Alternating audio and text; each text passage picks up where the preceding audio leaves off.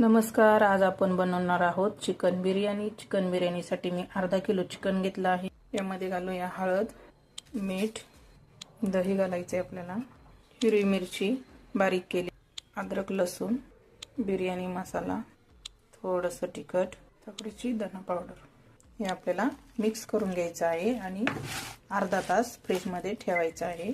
तेलामध्ये घालूया बारीक केलेला कांदा, घालूया टोमॅटो, अद्रक लसूण, कांदा लसूण मसाला, थोडंसं तिखट हे छान मिक्स करून घेऊया। यामध्ये घालूया कोमट केलेलं पाणी आणि याला 2 शिट्ट्या करून घेऊया। मध्ये तेल घेतले, गरम झालं, यामध्ये घालूया खडा मसाला, यामध्ये स्वच्छ तांदूळ धुवून घेतलेला आहे बिर्याणीचा, हा कुकरमध्ये घालूया, थोडंसं मीठ घालूया, हे कोमट केलेलं पाणी भातात घालूया आणि 1 शिट्टी करून घेऊया। छान असं आपलं चिकन शिजलेलं आहे। यामध्ये घालूया आपण हा तांदूळ, याला 1 शिट्टी करून घेतली होती मी। आपल्याला याच्यामध्ये घालायचा आहे तांदूळ, यामध्ये तांदूळ टाकून झालेला आहे। आपण घालूया थोडासा कलर हिरवा आणि थोडासा लाल, यावरती बारीक चिरलेली कोथिंबीर घालूया।